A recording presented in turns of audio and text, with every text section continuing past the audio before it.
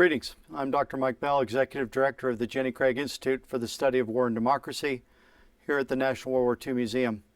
And up next is an important session looking at how more marginalized communities remember the Second World War.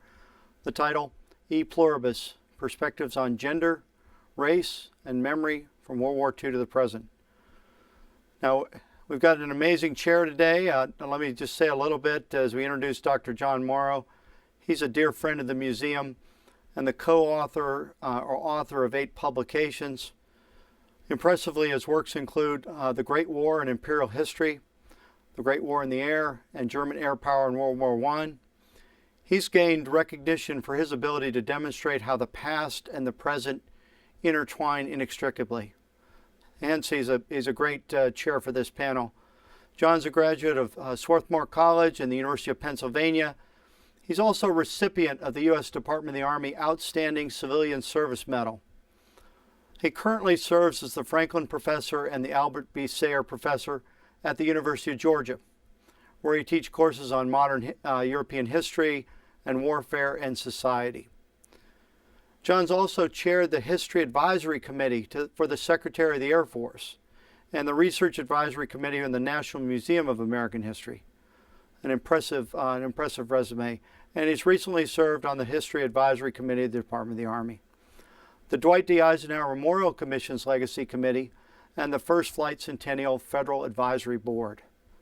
Now, John is also one of the founding members of the World War II Museum's Presidential Counselors, and currently he serves as the convener of our advisory board. In 2019, John became the 13th recipient of the Pritzker Military Museum and Library Literature Award for Lifetime Achievement in Military Writing. So without further ado, over to you, Dr. John Morrow, for your great panel. Thank you, Dr. Bell. I appreciate it. That was an extensive introduction. I try to dodge most of that, but it is a pleasure being with the museum audience this afternoon. Our panel, I guess this indicates what Zoom or Skype can do. We'd all prefer to be there in person with you as our audience. But here we are from coast to coast. I'm in Georgia. Beth Bailey is in Kansas.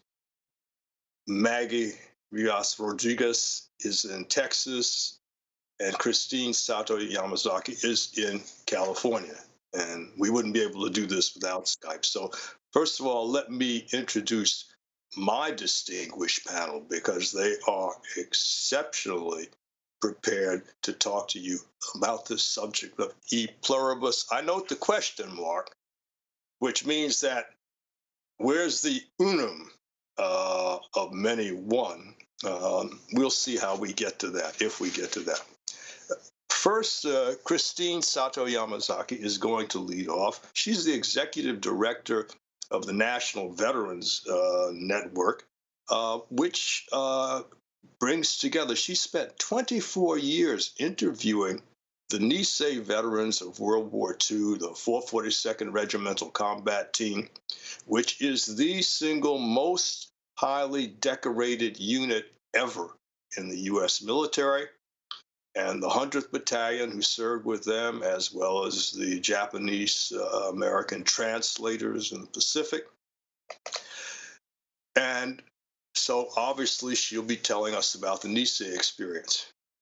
Our second presenter, Dr. Beth Bailey, is the Foundation Distinguished Professor of History at the University of Kansas, where she is also the director of the Center for Military, War, and Studies, which is really quite impressive. She's done a number of works, but her works range from subjects like the military and U.S. society, but as well gender and sexuality. So she brings a unique combination of foci to her presentation today. And last but not least, we have Maggie Rivas-Rodriguez, who is a former presidential counselor, so it's really great to see her again, if not in person. Maggie is professor in the School of Journalism and Media at the University of Texas, Austin, where she founded and directs the Voces Oral History Center, which has collected the voices of Latinos and Latinas from World War II. She has published a number of books, 5 edited or co-authored them on the subject. I just happen to have all of them and have read all of them, been very enlightened because I love to read these kinds of matters. But she was a press person for many years, and then went on to teach and found this center in Texas. So we have an incredibly distinguished panel for you this afternoon. And what I'm going to do now is turn it over to them. And as I have been instructed, I was actually just going to let them move from person to person, but I was instructed, now make certain you say thank you. And then after I say thank you, then the next presenter can come on. So I will say thank you to all of you right now. I'm looking forward to it. Could we go to Christine Sato-Yamazaki? Thank you, John. So we'll be starting with a PowerPoint.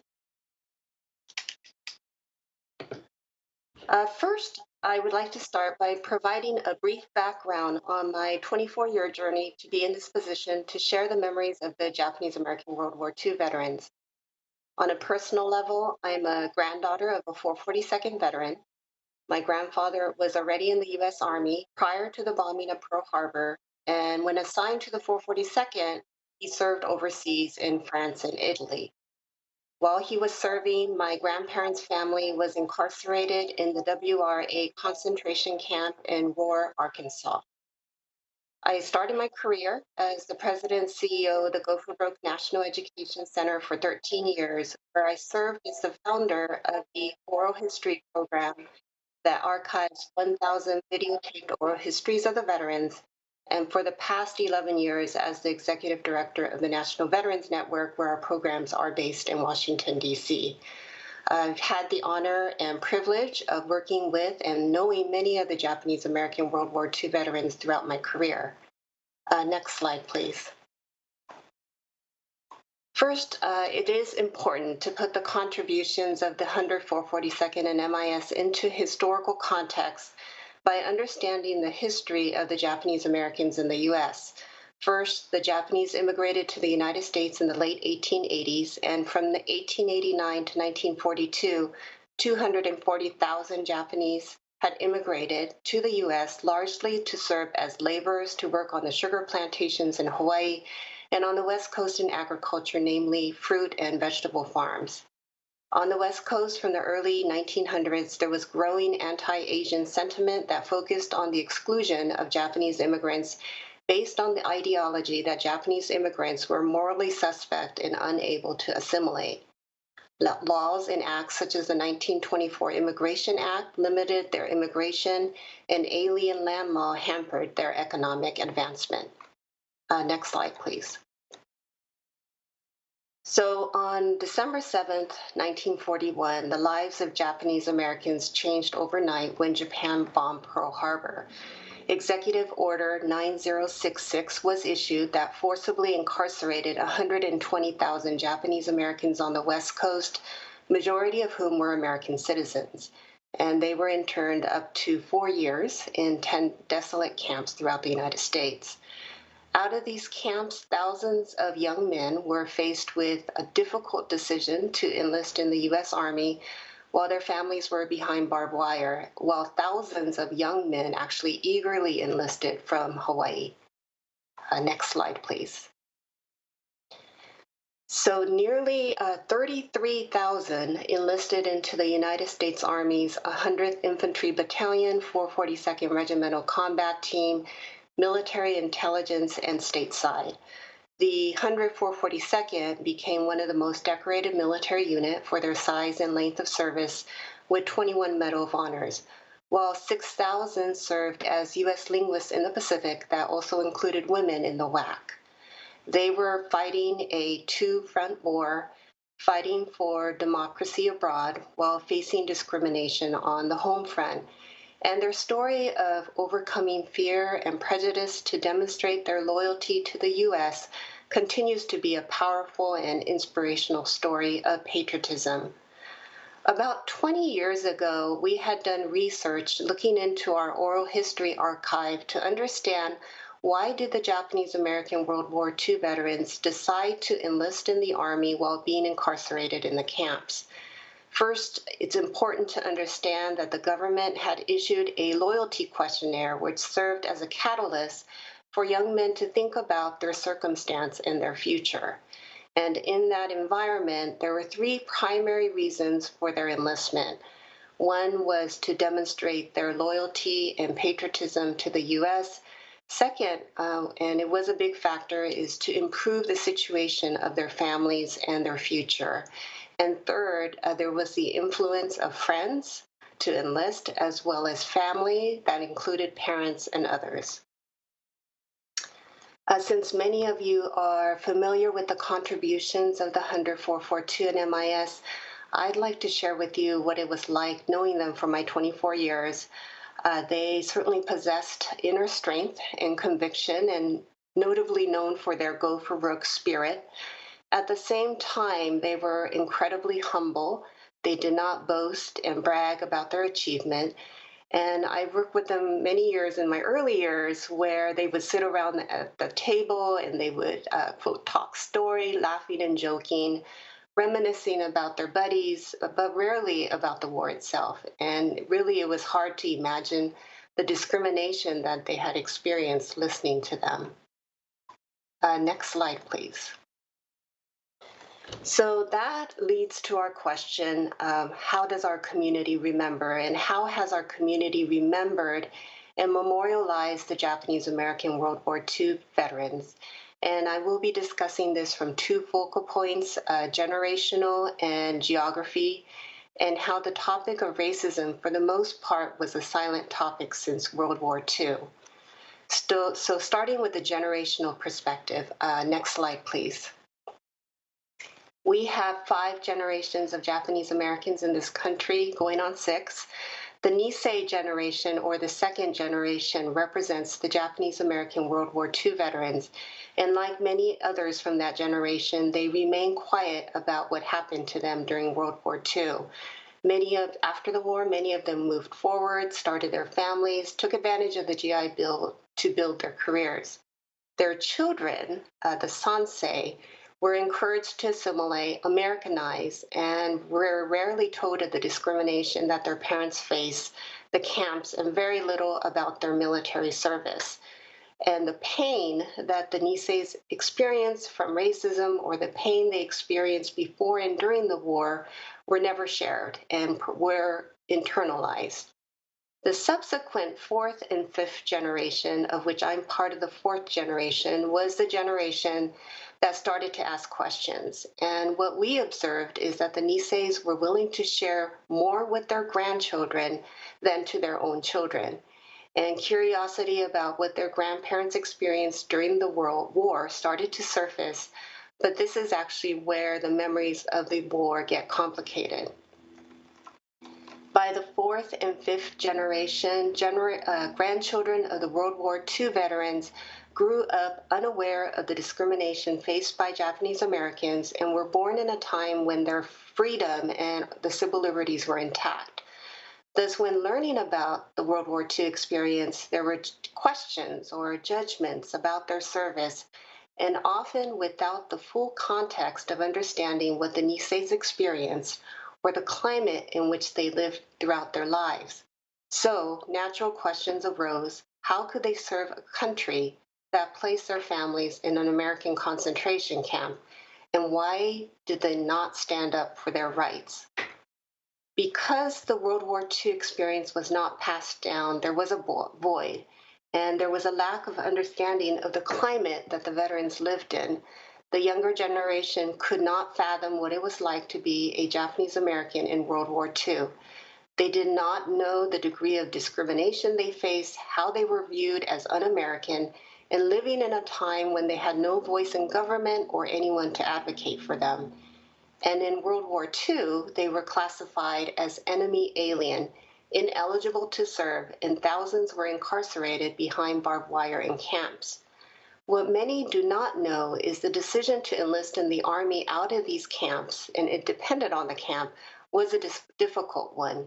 Some veterans, though not all, had to sneak out of the camp in the middle of the night in fear to report for duty in fear of being beat up from others who disagreed with their decisions.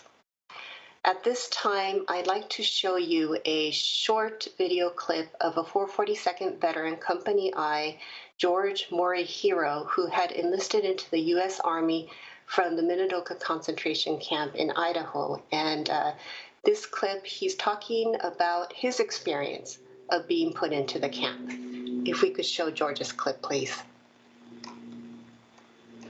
When you were thrown from a free life into a camp without a trial, and just thrown in there by your government, they have taken your freedom away from you. This is a freedom that is inside of you, and the only way I can explain it is like somebody taking a knife and cutting your heart out. And you can't explain it. And you fight for the rest of your life trying to get it back. So George Marihiro was one of my first interviews I had done when we started the oral history program, and his interview was a turning point for me. And while it wasn't edited in, George, prior to saying this, had actually pointed to me and said, you don't understand freedom because you never lost it. And he also said he went to war not knowing if he would ever come back, and that was the commitment he made to go into the U.S. Army. And his statement of freedom has always stuck with me, and he was really part of my journey to start comprehending what they had experienced and what they were fighting for. It is interesting to note that finally, after 50 years since World War II, so some, though not a lot, the veterans were finally revealing what they experienced in terms of discrimination. And it really helped to finally break the silence of what they faced and endured, as well as to share the immense pride that they had serving in the U.S. Army in the 100th, 442, and MIS. As many of the veterans said, their goal was to show that they were American just as anyone else, and they certainly demonstrated that with a lot of conviction and a lot of spirit. I showed you this clip actually to emphasize the point that there must be a context to understand the service of the Japanese American World War II veterans, that their future was uncertain, and yet they chose to take action, fight for democracy while fighting for democracy, equality back home, to once again show they were American as anyone else. The second point that I actually want to make is about geography. Next slide, please. While their service was exemplary, unfortunately, after the war, Japanese Americans still faced discrimination. But the veterans always looked forward, devoted their energy and determination to rebuild their community. Many of the veterans became leaders within the Japanese American community and formed veteran organizations and clubs in their local community, primarily due to the fact that Japanese Americans were not part of any particular large mainstream Army unit to which they could attend reunions. In 2010, there were over 20 Japanese American veteran organizations active throughout the United States, and they did not know each other. I still recall a national convening we hosted in 2009 to bring together the 23 veteran organizations and nonprofits. And I'll always remember the face and the amazement of a 442nd veteran from Hawaii who stood up and said, "Wow, I didn't know all of you existed." The number of veteran organizations are less than a handful today. With the passing of the veterans, some of the remaining organizations in our community and their descendants do face tough questions about their local legacy, sustainability, and longevity. Now, geography also plays a role in how the legacy is preserved and perpetuated, since the story of these veterans can be slightly different depending on where the World War II veterans are from. In Hawaii, where over half of the soldiers came from, the incarceration was not part of their history. Post-war Hawaii has done an amazing job to honor their veterans, and the state of Hawaii residents are largely aware of their contribution. In contrast, on the mainland U.S. and the West Coast, Japanese American Nisei who grew up as oppressed minorities with their families in the camp, and with much larger populations on the West Coast, the story is less known. And once you step off the West Coast, the story is nearly non-existent. This leads me to talk about our largest national campaign held by our communities nationwide to secure the Congressional Gold Medal for the 100th 442nd and MIS. In 2009, for 14 months, 23 Japanese American veteran organizations and nonprofits mobilized as a coalition led by our National Veterans Network to secure the highest civilian honor for the 100th 442 and MIS. We launched a grassroots campaign to lobby senators and their staff to support Senate Bill 1055, which eventually signed into legislation on October 5, 2010. It was a historic and emotional moment for our community. A total of 2,500 flew into Washington, D.C. to witness Congress award the Congressional Gold Medal to the units of the 100th 442 and MIS. And working as a chairperson of the campaign at the time, it was actually not an easy journey to get it passed. At that point, with 65 years past since World War II, outreach was badly needed to educate the staff and the senators about the patriotic service of the 100th 442 and MIS. But with the same tenacity and determination, our community prevailed. One of the key moments when talking about memory is the reaction I witnessed at the Congressional Gold Medal ceremony when the adult children of the veterans told me that they learned about their father's service for the first time. I remember the pride and tears of so many families seeing their father in a new light for the first time. While the families knew that World War II was a dark period for Japanese Americans, many did not understand the significance of their father's service. But on that historic day, there was pride for their fathers who had overcome prejudice and fear in order to pave a better life for them and for future generations. And as many of the veterans said, that is what they wanted for their children. Next slide, please. Interestingly, the awarding of the Congressional Gold Medal helped to open doors that were previously not open. For the past 10 years, exhibits and display of the Congressional Gold Medal were on display in 7 museums throughout the country, then to the Smithsonian for the display in the Fighting for Freedom exhibit, and now a special exhibit dedicated to the Nisei soldiers is open in Virginia at the National Museum of the United States Army. So in closing, we arrived today in our environment of anti-Asian hate.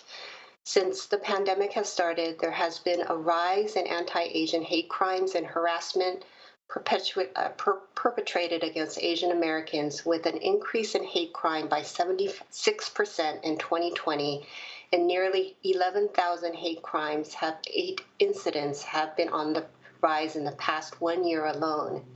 And we know that those numbers are underreported because of the way our culture is. For those of us who work on preservation and education, it has been horrifying to witness the eerily similar anti-Asian sentiments and harassment that we know that Japanese Americans and Asian Americans experienced before and during World War II. And here we stand 75 years later, and yet the perception is that we are still perpetual foreigners and are targeted based on our ancestry.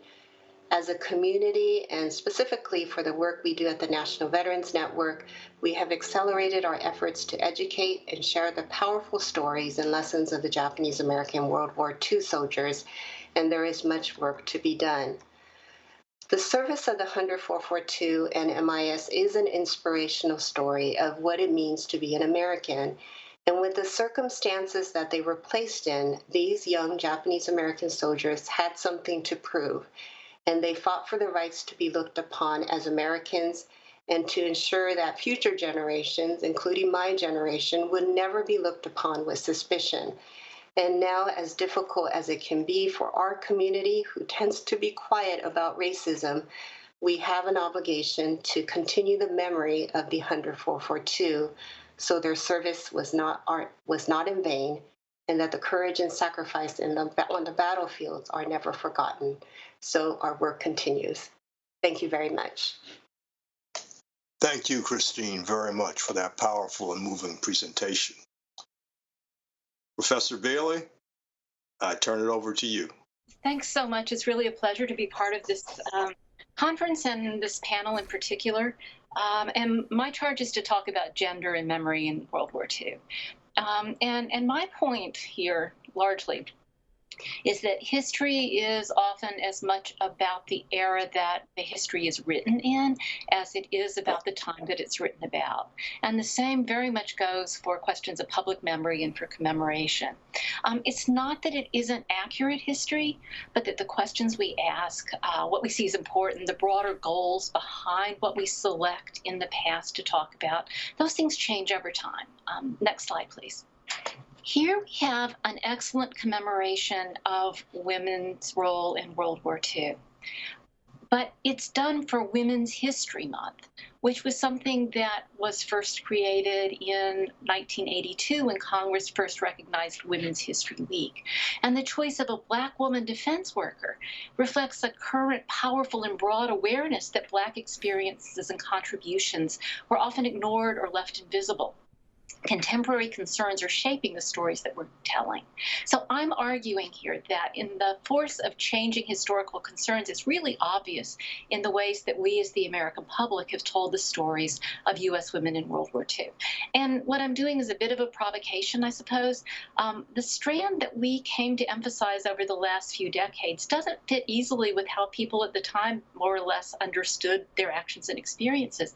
And it also makes what happened after the war kind of difficult to explain.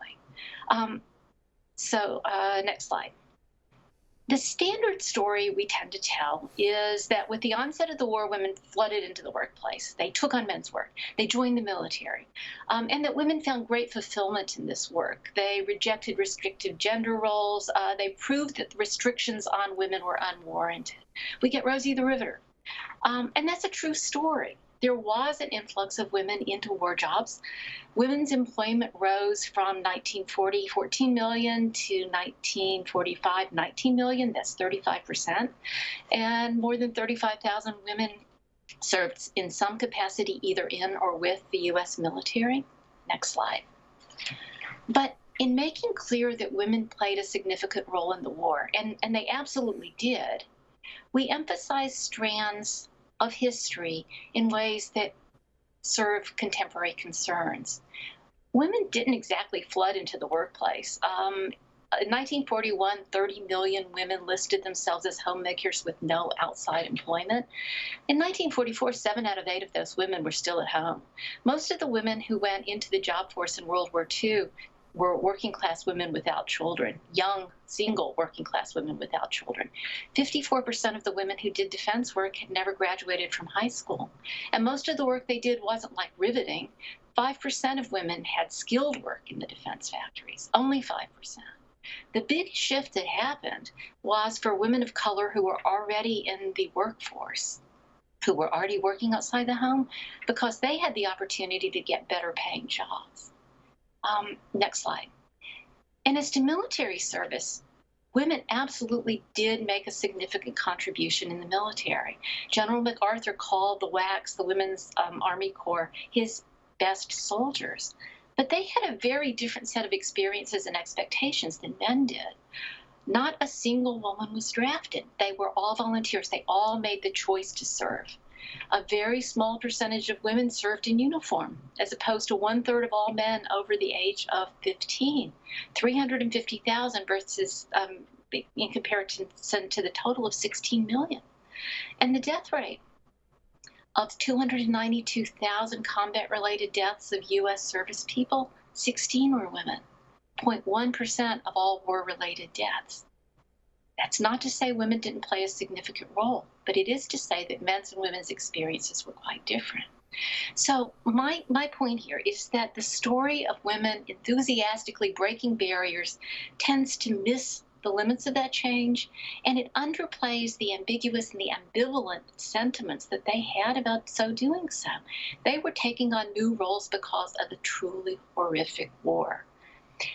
That story that we tell often makes it difficult to explain why and how so many women in the wake of the war embraced, quote, traditional gender roles upon war's end.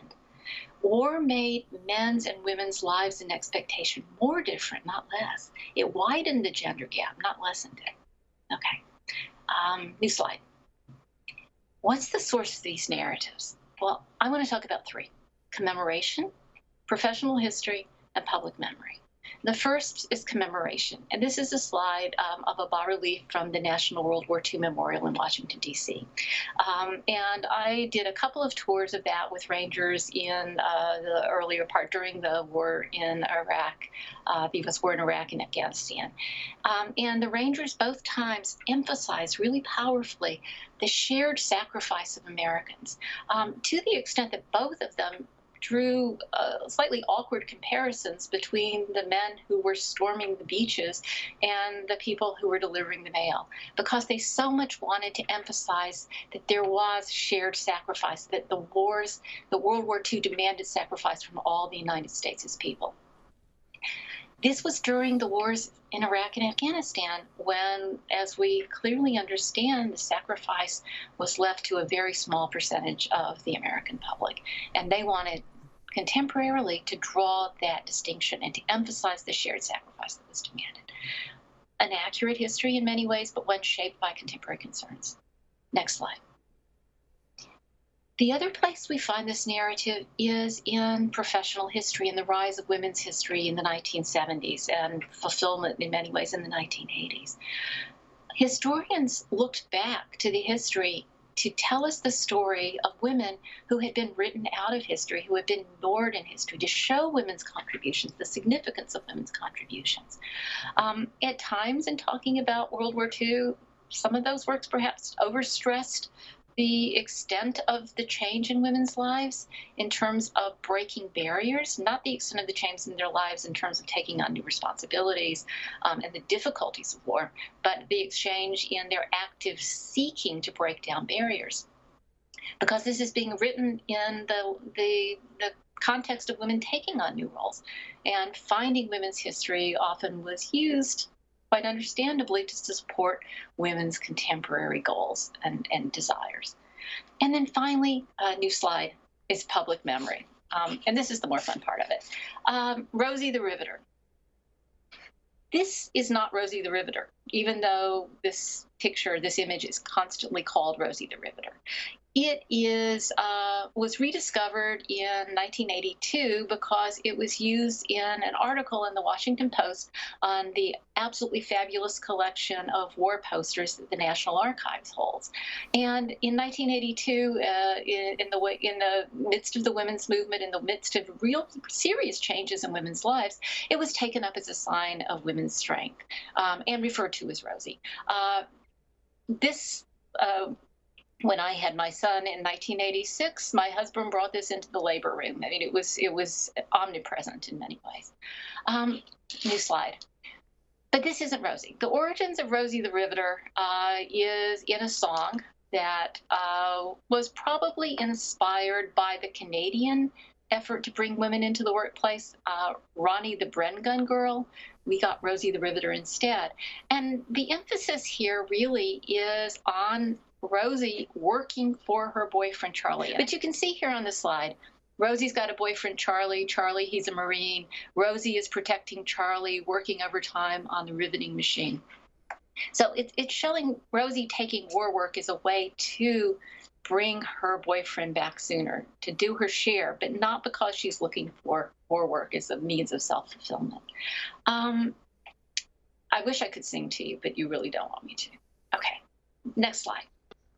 Soon thereafter, there is Rosie the Riveter, the image of Rosie the Riveter, which is a cover by Norman Rockwell. It appeared on the cover of the Saturday Evening Post on Memorial Day. It was used in bond drives widely. It was seen by pretty much every American, I think. And you look at how she's depicted. She's definitely depicted as a working class woman. She's brawny. She is got her little lunchbox that says Rosie. She's got her riveting gun across her lap. One could talk about the masculine images there. She's got her foot on Mein Kampf. She is eating a ham sandwich. Norman Rockwell actually apologized to the 19-year-old neighbor that he used as a model for this because he made her a lot more brawny than she actually was. And you know, she's dirty. It's not an image of a sort of feminine woman, as opposed to the one that ends up being described as Rosie the Riveter. So look at the next one. So here we have Rosie the Riveter for the contemporary era, which is a poster that was created by a Pittsburgh artist named Howard Miller at the request of the War Committee at Westinghouse Corporation. And it was created as one of a series of 40-something images that were used to try and quell labor unrest and combat absenteeism. It wasn't we as women, it was we sort of as Americans. And it was definitely an effort on the part of management to try and keep labor from not coming to work, from protesting, from demanding higher wages, et cetera. But in the 1980s, as women are making new claims, are taking on new roles, are embracing new possibilities, this Rosie was taken up as a female symbol instead of solidarity, of female employment, female empowerment, and sisterhood.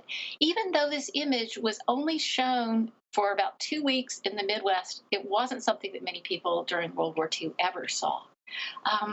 It was a matter of timing, and it's also a matter of the ways in which images are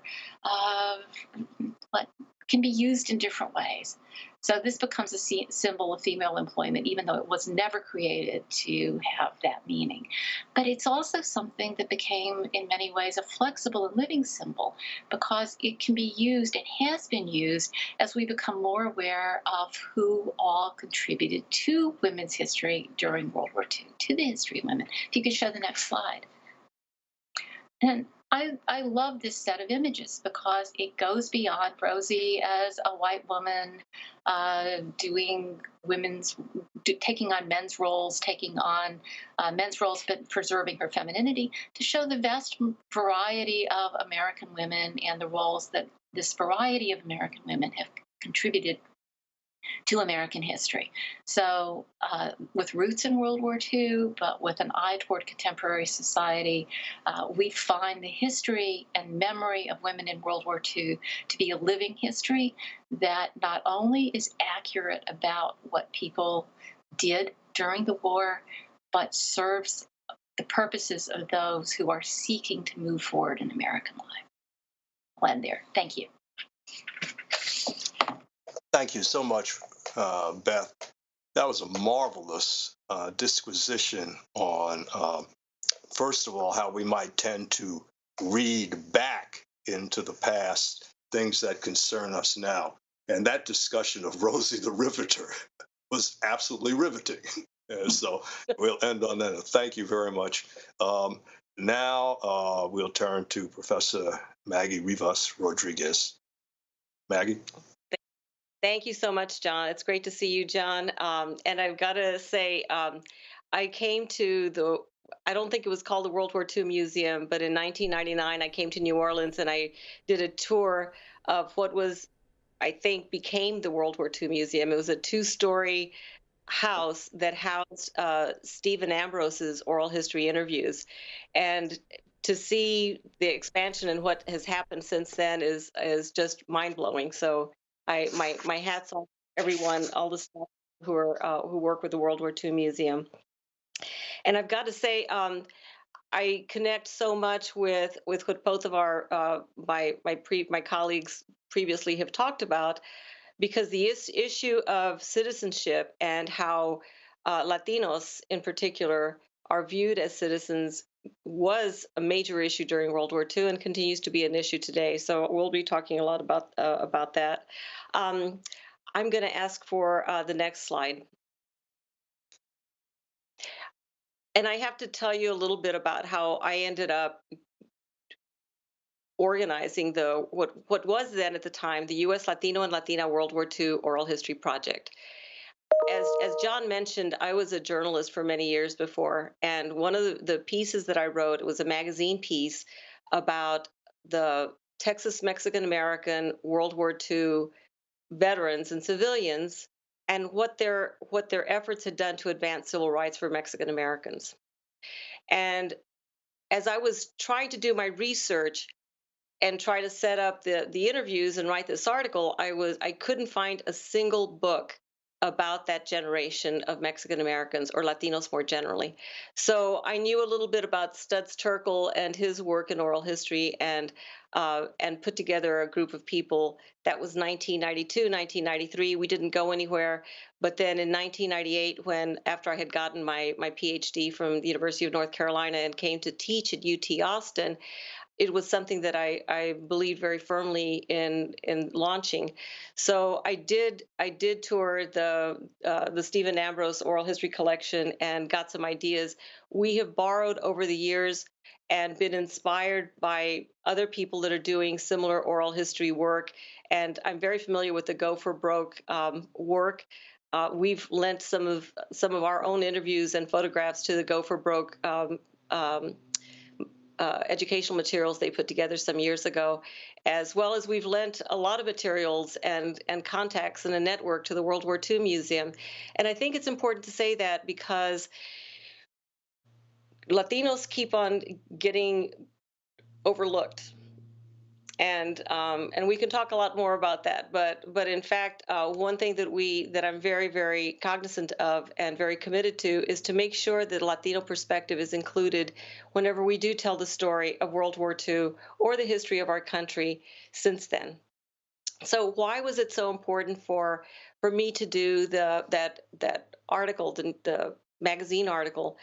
As I was looking at as I was doing my interviews and I was doing my research, was I realized that this generation had overcome such amazing and remarkable and formidable obstacles in being able to be where they ended up.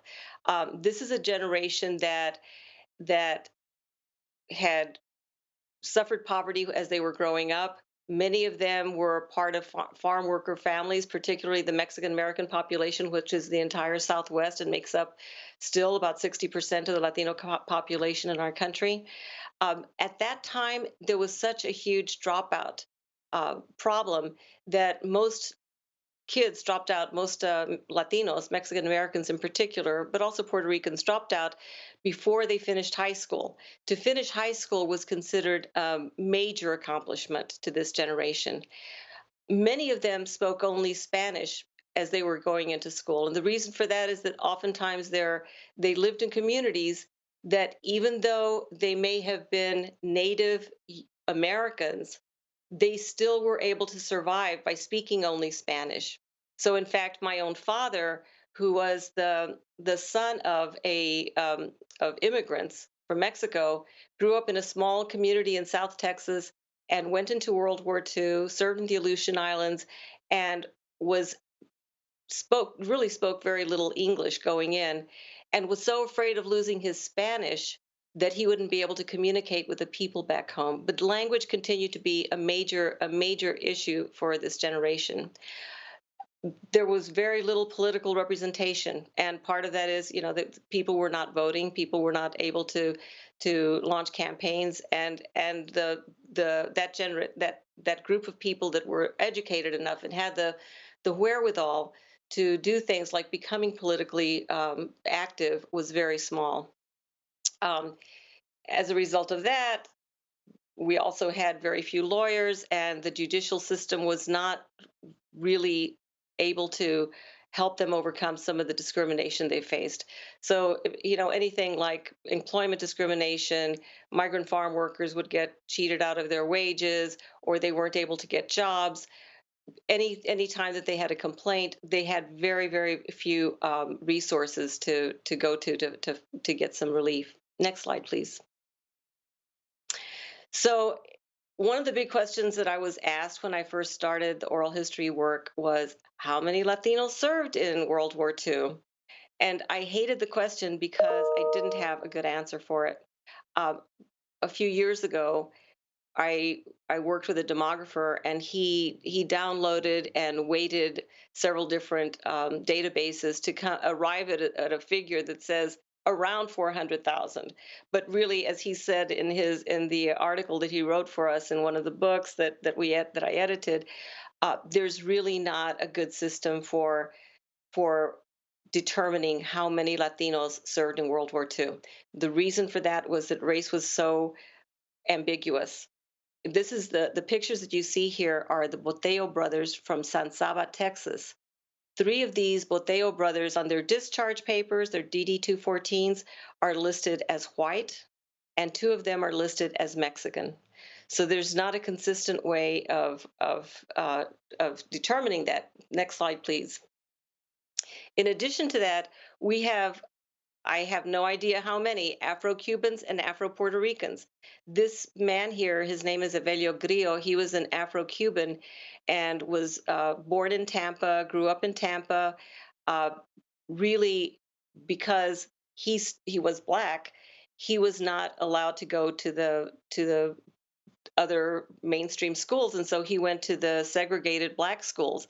So he grew up understanding and knowing all about black heroes. And when he was drafted into the army during World War II, did not feel welcomed and ended up asking. And we have two people like that, in fact, who are both Afro-Cubans, who did not feel welcome, did not feel like they were part of the mainstream body of the military, and so they asked to be transferred over to what they call the colored units, and they were. So Evelio Grillo, really, he was at that point having to, what do you identify more with, being Hispanic, Latino, or black? And because he had grown up in a black community and he did feel this affinity to black Americans, he chose to go into the colored units. Next slide, please. Our World War II families also were one of the characteristics of the World War II veterans is that they came from large families. Some families, it's very common for us to have families that we've interviewed where they had four brothers who were in the military. We have one family, the De Los Santos family, who had 8 sons in the military. Only one of them didn't make it back. The other 7 did come back. And one of the sides, as I was listening to Beth talk about how we tell our history, one thing that we often miss in the story about World War II is PTSD, which of course it wasn't called PTSD after World War II, but several of the men that we've interviewed did come back and have had what we now call PTSD.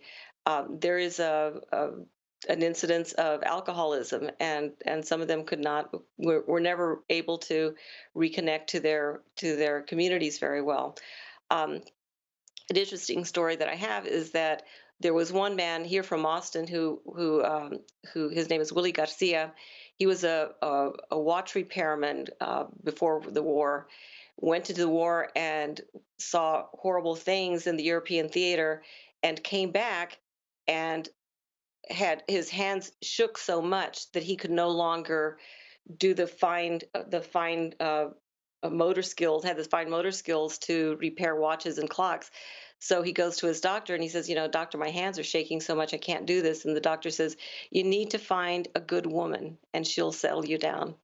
And Willie Garcia went out and indeed did find a good woman. And it sounds crazy, but he credited her for really being able to overcome his PTSD and was able to resume his career. We have several stories of women who worked with defense contractors, and because our culture has traditionally been very protective of women, it was not acceptable for women to travel alone and go from Brownsville, Texas, for instance, to Seattle, Washington to work in a shipyard. So the only way that their parents would allow them to go was if the two sisters went together. And we have several instances of sisters who went together to work in Washington D.C. or work in the shipyards in California or in Washington State. So the issue of family really is something that continues to be brought up over and over again. Next, please. So what happens to these men and women after World War II? The men who have been exposed to military life come back and they have a new sense. My father, who was from the small town in south of San Antonio, came back and he realized that the big ticket, the big way that he would be able to get ahead would be to take advantage of the GI Bill. But so he went to barber school and used the GI Bill for barber school and was able to open a very successful barber shop. But the more important effect was he looked at that as my children should have the same opportunities as anyone else. And so that World War II generation really pushed for their children to get educations. But they came back and they said, well, wait a minute, I've just put my life on the line. And now I'm coming back and I'm told, thank you so much for your service. Go back to your segregated communities, go back to, you're not allowed in these restaurants, you're not allowed in these department stores, you're still going to go to segregated schools. And they were very frustrated with that and determined to do things. They also had a whole new idea of the world. We have one interview with a man whose name is Armando Flores from Corpus Christi, Texas. Armando Flores' family had been in Texas for 8 generations. He had the original Spanish land grants and was very proud of that and showed us those land grants. Was very proud of that. But he tells a story about being out on a tarmac in Wichita Falls, Texas, and it was cold and the wind was sweeping down the tarmac, and all these young men had their hands jammed into their pockets, and their commander came up and yelled at them and said, "American soldiers do not stand with their hands in their pocket. They stand proudly without their hands in their pocket." And Mr. Flores turns to the guy next to him, who's also Spanish speaking from South Texas, and he says, "Did you hear what he said? He called us Americans." And Mr. Flores says, and he says it in such a way that he's amused, but it's so poignant. He says, "I had never been called an American before." And here's someone who had been in Texas for 8 generations. So for him, it made he started viewing themselves more as they were stakeholders in our country. And they had greater opportunities. So the GI Bill was something that they were able to capitalize on. Next one, please. So this generation of World War II veterans, in particular civilians as well, but they finally were able to have the wherewithal and the resources to be able to fight the discrimination. So many of them, like I mentioned, went to college, went to trade school. Some of them went to law school. And those people started to develop the tools that it was going to take to dismantle the institutional racism, begin to dismantle the institutional racism that pervaded the country. They also were able to secure middle class incomes and jobs and nicer houses in areas that didn't have housing restrictions, because there were some areas throughout the Southwest that had housing restrictions where they would not accept Mexican Americans, African Americans, or Jewish people. So that continued to be something, but they started to get the tools. Next slide, please. So they were able to do things, to create organizations like the American GI Forum that was founded in Corpus Christi, and the Mexican American Legal Defense and Educational Fund. And the GI Forum is an interesting case because it was founded by a physician named Dr. Hector P. Garcia in Corpus Christi. And he was in hospital. He had a kidney ailment. He was in hospital and he was lying in bed and he was listening to the radio and he was hearing all these people talk about these veterans talking into a radio station and say, we're not getting treated at the hospital. We go to the hospital and they won't treat us. And why not? Because you're Mexican. They say, come back and come back. So that was the impetus for starting the American GI Forum. The Mexican American Legal Defense and Educational Fund was also started by World War II veterans. And these people, what they saw was they didn't have tools. They didn't have the tools to be able to combat. So if someone had a complaint that they were turned away from a restaurant or they didn't get a job or they got fired or they didn't get their wages, the only thing that these lawyers could do was to take the complaint and then write a nasty letter and hope that the newspapers would pick it up and embarrass these people. But there was no teeth in it. So they realized they had to go through the court system and get things changed that way. And then they realized that to do that required immense resources. It required someone who had studied constitutional law. It required those lawsuits that will go on for months and months or years even. So because of that, they created the Mexican American Legal Defense and Educational Fund, funded by the Ford Foundation and really helped by the NAACP Legal Defense Fund. There were some lawyers there who saw a need and helped them and opened doors for them. They gave new energy to existing organizations like the League of United Latin American Citizens, all these World War II veterans coming back. Next slide, please. So one of the first things they looked at was juries that didn't have Hispanics, and that was one of the key things that helped them. And MALDEF got very involved in that. Next slide, please. They also started becoming more politically savvy and started running candidates. One of the candidates that was run, he was a World War II era veteran, Raymond Theus in El Paso. El Paso, being heavily Mexican American, had not had a Mexican American mayor, and very few on their city council, in fact, until Raymond Theus was able to get elected in 1957. So this was just kind of, and one of the big attractions of Mr. Theus was that he was a World War II veteran. Next slide, please. And there is, as Christine mentioned earlier, the how that one World War II generation affected next generations. That generation made sure that their children had opportunities, and they pushed their children to get opportunities.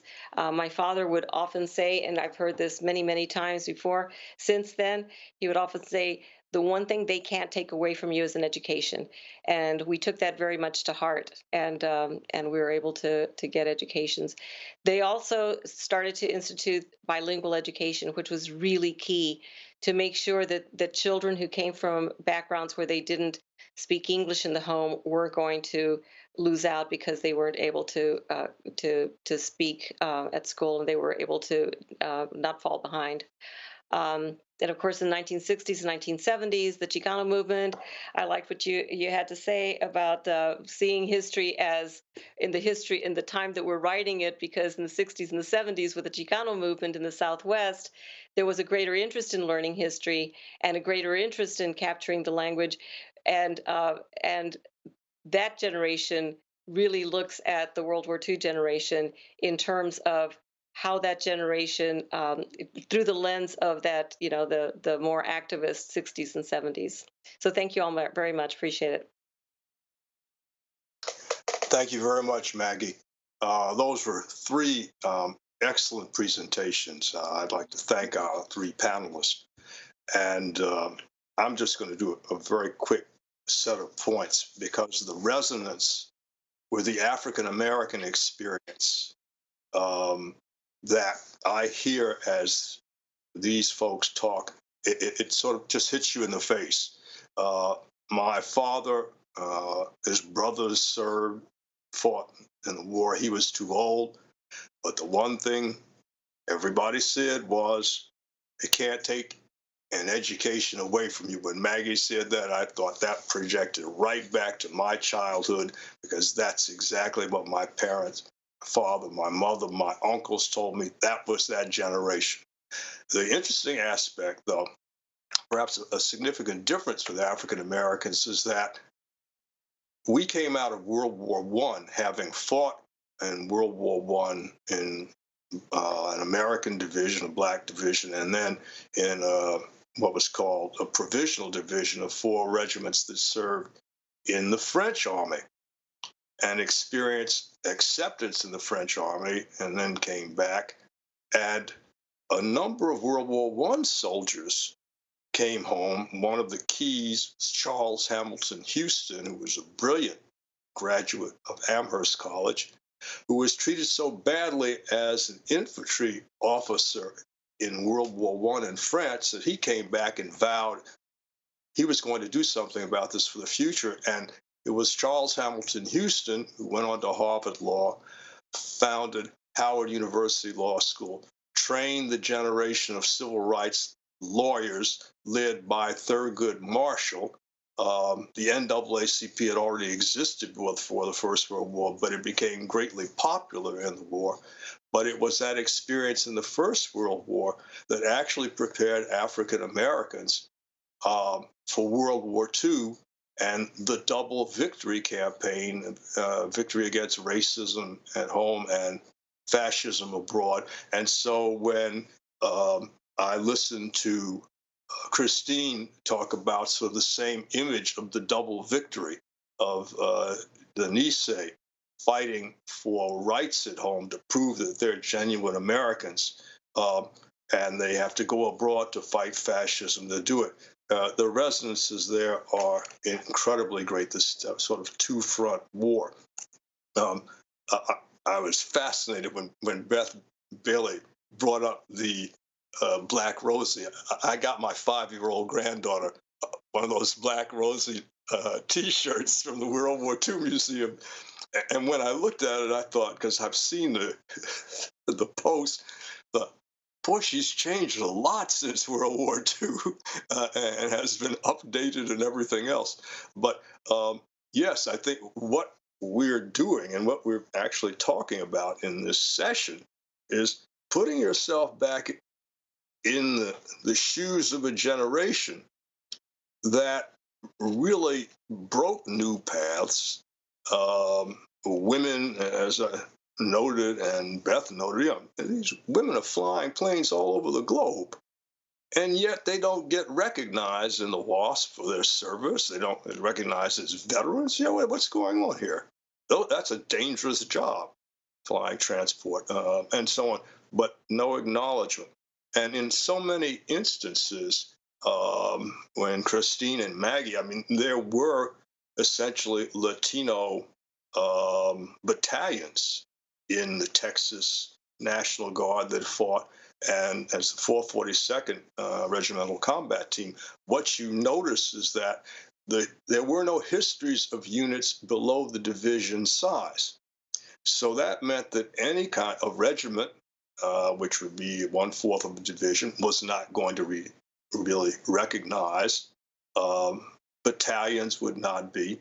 And in so many instances, especially in the African American experience, it's not just the divisions, the 2 divisions, but there are African American tank battalions attached to white divisions, African American tank destroyer battalions in the Army, African American anti-aircraft battalions, all in these places. They're in the Battle of Hurtgen Forest, they're in the Bulge, you have also heavy artillery units. They're fighting through the war. But you wouldn't know it if you didn't probe the situation at a lower level than the division. And that's been one of the problems in sort of actually keeping up and understanding the service of the various ethnic groups. And I think finally what I'd note with Beth's presentation, Dr. Bailey's done a lot of thought. That presentation in terms of commemoration professional history, which is what I am in public memory, works very well. And you see how things change and things emerge and how they evolve, and what we may arrive at now may not really be how it happened. And so what this means, and that's why it's so wonderful that we have two people who have spent their careers resurrecting the memories of the people who actually served in that generation, so we can understand that generation from its own perspective. And that's very critical. I can only ask one question. Do we get an unum out of this, since we left with e pluribus? I'm sort of hearing, maybe if I were to ask Christine, she'd probably say something like what I would say, and I'd say, no, we're not quite at unum yet, because we've got some nasty problems right now, since in more recent years we've reeled backwards in everything from women's rights to questions of who can vote or who should be voting. So we made a great deal of progress. The question is, will it be rolled back? Would any of you, my panel, and after that, I'm going to open the floor, but would any of you wish to speak to that?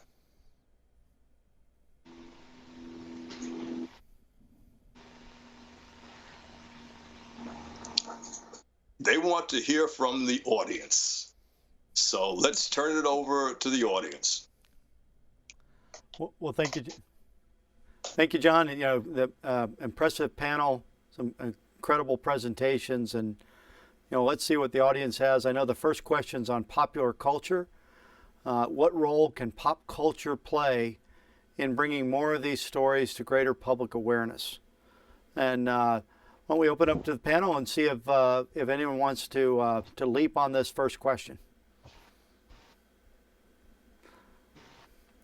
Okay, don't leap at once. So why don't we start with Maggie, and then we'll go to Christine and then Beth.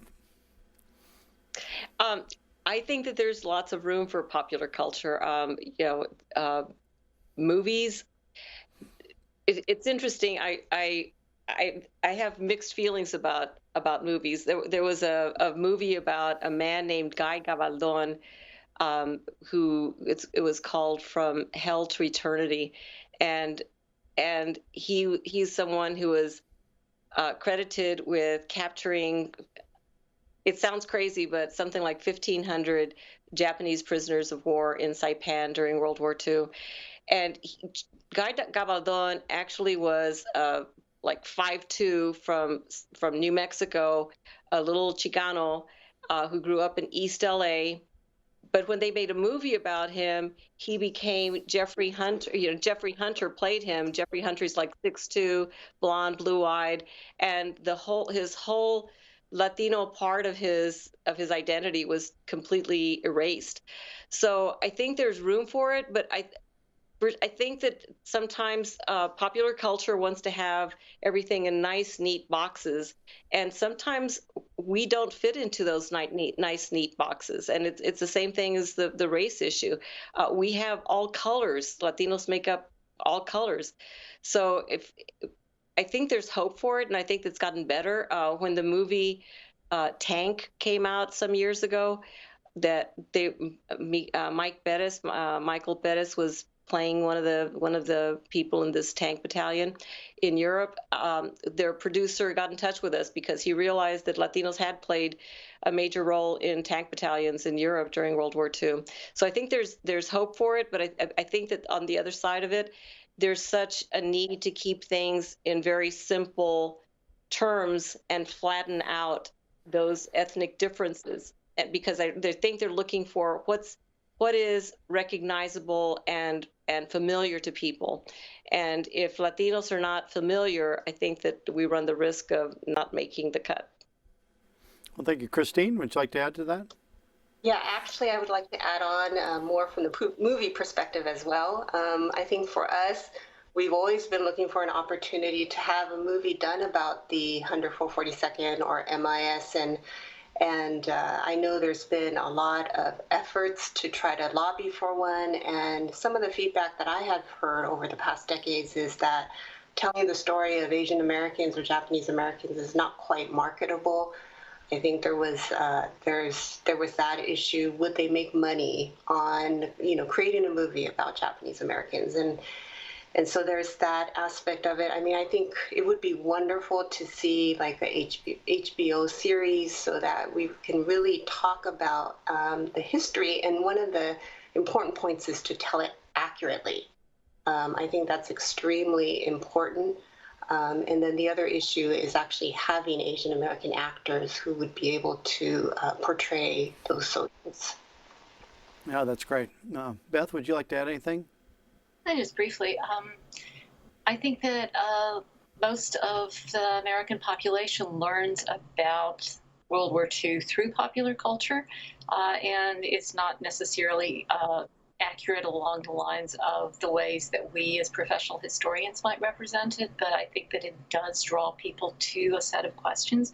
I'm excited right now because a book that I co-authored with my husband about Hawaii during World War II is optioned and, may end up being a piece of popular culture available on television. But the other thing I'd just say is that what I was talking about here was mainly popular culture, and a lot of it was popular culture from World War II.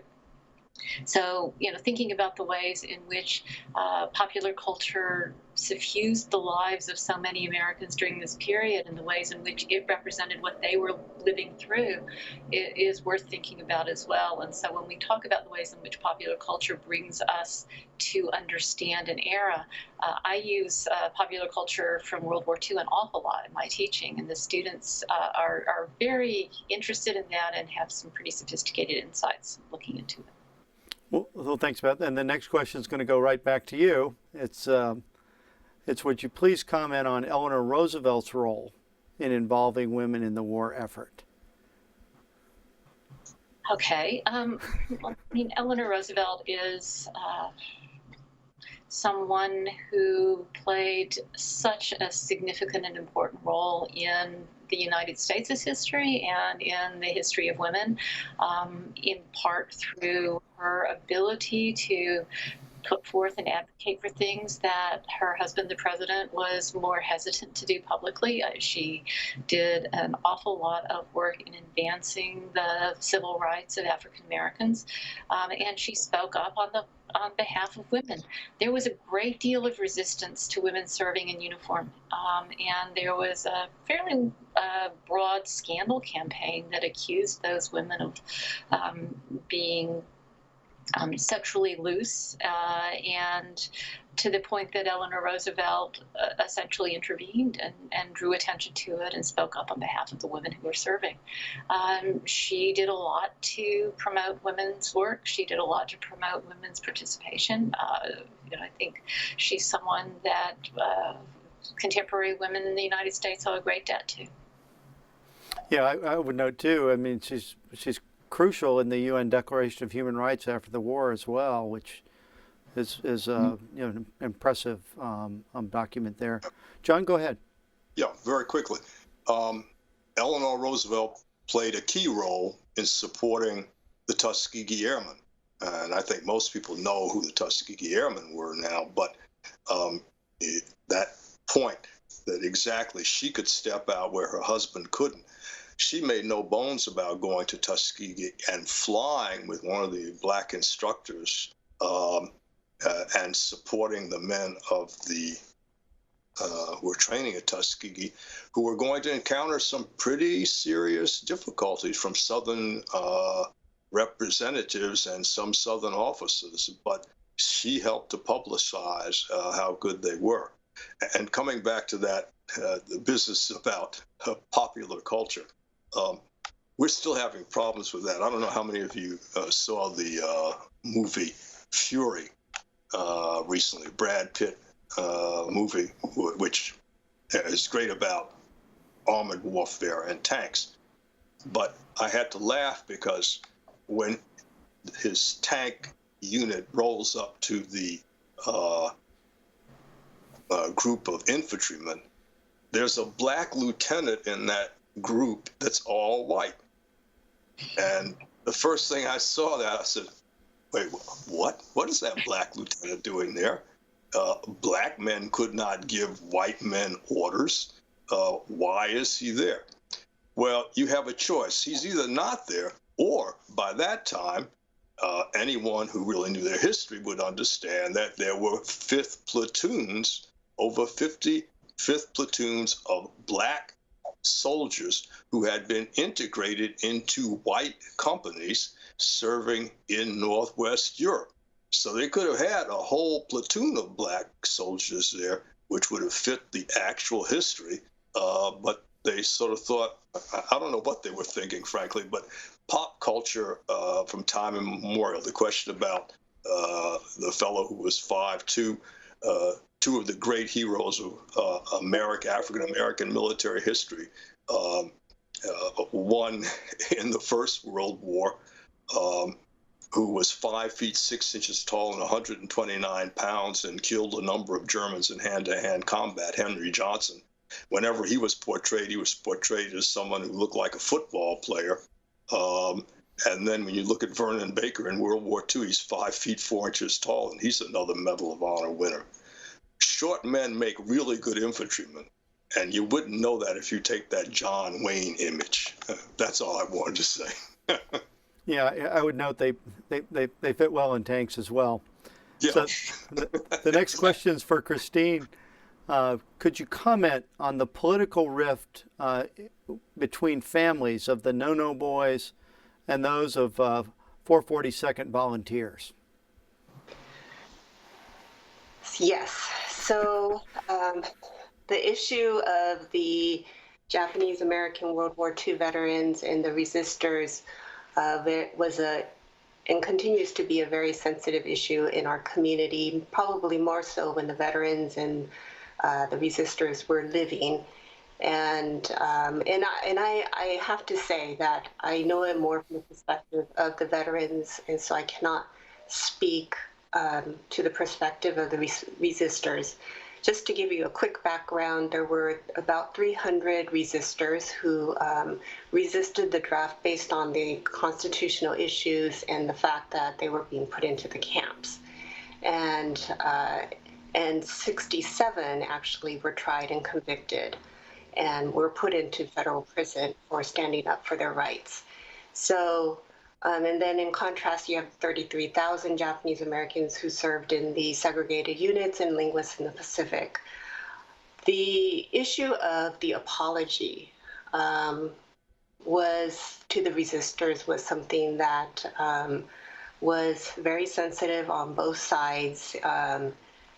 There was an apology issued by the National JCL, and you really needed to, and again, I'm speaking from the veterans' perspective, that depending on which veteran you spoke to, they were either fine with it. Like I spoke with my grandfather about it, and he said, that was the decision that they chose, and I'm okay with that. But we also have veterans who were very upset with that decision. And I actually recall we brought them together in a conference room, and we were talking about the apology, and one of the veterans started breaking down and crying and basically said, we lost comrades on the battlefield, and we had to sacrifice and risk our lives. And so, no, we cannot agree with that. And so it's a divisive issue. I think, again, as mentioned in my presentation, it's important to remember the context of what was happening to Japanese Americans during that time. And there was a lot of uncertainty. So they were making decisions based on the limited information that they had. No, that's right. And they don't know what the future holds. So, Exactly. Maggie, speaking of the future, the next question's for you. Didn't some Latinas find jobs along with Latino men in meat packing plants during the war? And then in what other plants? Joan, it sounds like you know more about this than I do. I am not familiar with that at all. The plants that I'm familiar with are like in San Antonio, we have the Kelly Air Force, it was called Kelly Airfield. That was a pretty popular place for women in South Texas to get jobs in. And there were plants. There was refrigeration plants that were turned into manufacturing equipment and munitions, and so those are the plants that I'm aware of, but I am not familiar with the meatpacking plants. Sorry. No, thanks. Okay, Christine, the next one's for you again. Now, how does the American refusal to refer to internment camps as, quote, concentration camps, unquote, perpetuate the wrong narrative? That's a great question. Terminology is very important in our community. And I think it's important to understand the reason why our community refused to call it, or we refuse to call it as an internment camp, is internment camps are those you're incarcerating enemy aliens classified at that time. And so that would not be true since majority of those who were put into the camps were American citizens. So therefore, those 10 camps cannot be called internment camps. They were what we call American concentration camps. There's a lot of sensitivity, obviously, with the reference of concentration camps to the Holocaust survivors. And I know that the Japanese American National Museum had a convening in Ellis Island to talk about the terminology with the Jewish American community to really, have that very critical discussion about what terminology would be acceptable. But going back, I think the internment camp, the true internment camp, would be the one in Hawaii, the Honouliuli, where they were cycling through the first generation or the Japanese immigrants. And that would be, by definition, the true definition of a internment camp versus concentration camp. But to answer the direct question, yes, if you Google, the 10 camps are known primarily as internment camps. And I think the academic world, as well as organizations like us, our role is to educate the public about the difference in terminology. No, thank you. That's very helpful. And Beth, this next one's for you. Give you a warning. Did your statistics on female war deaths include WASP pilots? It included combat-related deaths. So WASP pilots wouldn't have been probably included in combat-related deaths, but they would be included in the total war-related deaths, which goes to 0.1%. So, I mean, it's certainly women did important work as WASP, but that doesn't mean that there were huge numbers of them compared to the 16 million people who were in uniform. So that's how those numbers turn out to be so small. No, and the numbers are always difficult. And for the group, and this is a question on Native Americans. Beyond Ira Hayes, who was one of the Mount Suribachi flag raisers, how is Native American World War II service remembered, and how do you see that those stereotypes persist as well? Maggie, would you like to start? I do not claim to be an expert in that. However, a few years ago, I did receive a book from a journalist in California who had also created an oral history of Native American World War II veterans. And I was struck by what parallels there were between the Native American experience and the Latino experience. So the issue of lack of education, lack of political representation, lack of opportunities, and then coming back and wanting to have better. But I'm not as familiar with the Native American experience. If I can remember what the name of that book was, I will certainly put it in the, let you know, but it's eluding me right now. And John, I saw you nod. Would you like to respond to that as well? Yeah, there are a couple of things that have come up in terms of differences and similarities. The Native American consignment to reservations and the efforts before the war, turn of the century, literally to force them and try to Americanize them and have them go to places like Carlisle Barracks, cut their hair, and rip them away from their roots and so on. We're talking about groups here that have, and I think it was very important, as Christine pointed out, you have to remember the context in which all these people, and we are different. We all experience this kind of discrimination, but we came from different backgrounds and histories in this country. And so that's one of the things that we have to be able to distinguish. We have, there was, I remember one movie made about Native Americans. I think it starred Nicolas Cage, who was not Native American, but it was about the Pacific, and it portrays them as, fighting in combat and, earning the admiration of their white compatriots, the Marines. And it's a typical sort of pop culture, I think, portrayal that one would expect. But as for really getting into the question, most people, if they know anyone, know Ira Hayes, and then they know that he ends up as an alcoholic and dead long before he should have been. But that goes back to the context of where he came from. And I think one of the other things that I noticed that as some people were talking about what do we discuss with the Japanese American experience, they clearly did not want to discuss it with their offspring. And I have one anecdote to this, because I ran a teachers seminar for American history and World War II at the Atlanta History Center a couple of decades ago. And we were fortunate enough to have a Nisei woman who had grown up in the camps. And the audience, about 100 teachers, all different races, ethnic groups, was very interested for her to explain how she had dealt with this subject to her children. And she said, we never talked about it. Why? Because we were afraid we would prejudice our children against white Americans, which I thought was very interesting.